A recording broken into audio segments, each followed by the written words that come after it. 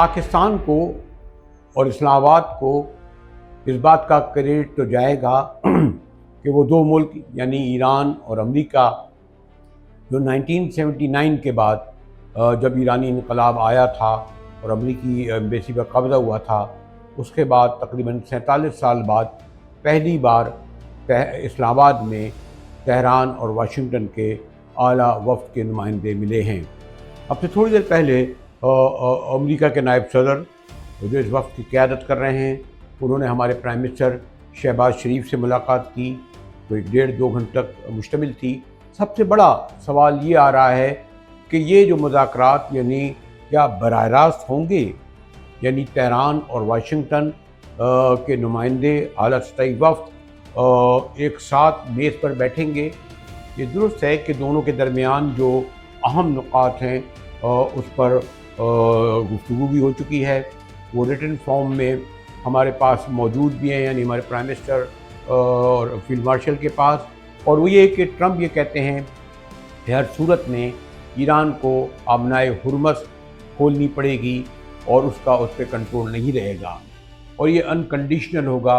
यही मुतालबा उनके अलाए यानी इत्तेहादी कर रहे हैं।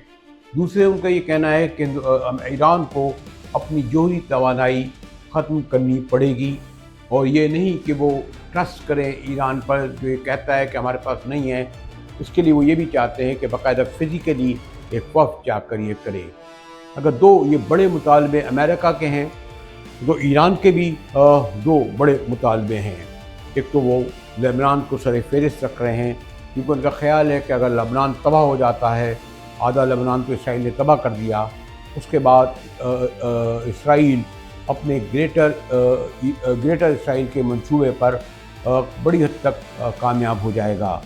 गज़ा और फ़लस्तीनियों की ख़त्म करने के बाद, शाम लेने के बाद, लेबनान ख़त्म करने के बाद बाकी भी जो इलाके हैं कि उसका एक मंसूबा है ग्रेटर, वो हो जाएगा।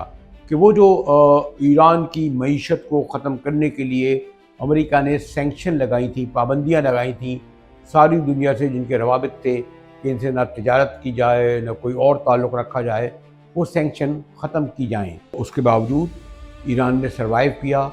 माशी तौर पर यकीनन उसे बेपनाह मसाइल का सामना करना पड़ा। तो ये दोनों जानिब से दो बड़े बड़े मुतालबे हैं और ये आसान नहीं है। दोनों बड़े पावरफुल मुल्क हैं, भारी मैंडेट के साथ आए हैं। इनमें से क्या कौन पीछे हटेगा? एक बात पर यकीनन दोनों मुत्तफ़िक हुए हैं कि जंगबंदी जो है वो 2 हफ्ते तक जारी रहेगी। लेकिन आपने देखा कि जंगबंदी जब हुई उसके बाद भी इसराइल ने बड़े पैमाने पर लेबनान पर बमबारी की, सैकड़ों लोग शहीद हुए, वो जारी रही। तो कम से कम 5 रुकावटें हैं जो या नुकात हैं जिन पे आप समझें ईरान और अमेरिका के दरमियान मुज़ाकरात हो रहे हैं और ये रुकावटें हैं। पहले लेबनान, इस पर अमेरिका गारंटी नहीं दे सकता, वो कहेगा कि तो इसराइल का मामला है। दूसरे जोहरी प्रोग्राम ईरान कतई तौर पर ये मानते हुए भी बहरहाल अमरीकी शराइत पर ये जोहरी तवानाई ख़त्म नहीं करेगा। तीसरे अमनाए हुर्मस, यानी जहाँ से कहते हैं 30% सिर्फ ऑयल और गैस नहीं गुजरते, बल्कि पूरी दुनिया की मईशत को मुतासर करता है और ये मुकम्मल तौर पर ईरान के कंट्रोल में है।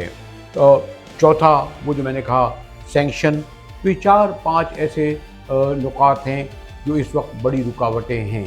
कि मज़ाकरात यही होता है ना कि दो वफूद के दरमियान मज़ाकरात हुए, फिर एक प्रेस कॉन्फ्रेंस हुई जॉइंट, और उसमें ये कहा गया कि हम इस पे एग्री थे, डिसएग्री थे, जैसा कि आमतौर पर होता रहा है। लेकिन बहुत ही पेचीदा सूरत हाल में अब जबकि दोनों वफूद को आए हुए तकरीबन 12 घंटे गुजर चुके हैं, ये रात बड़ी अहम है। इस्लामाबाद के एक बड़े होटल में क़याम है इन दोनों वफूद का।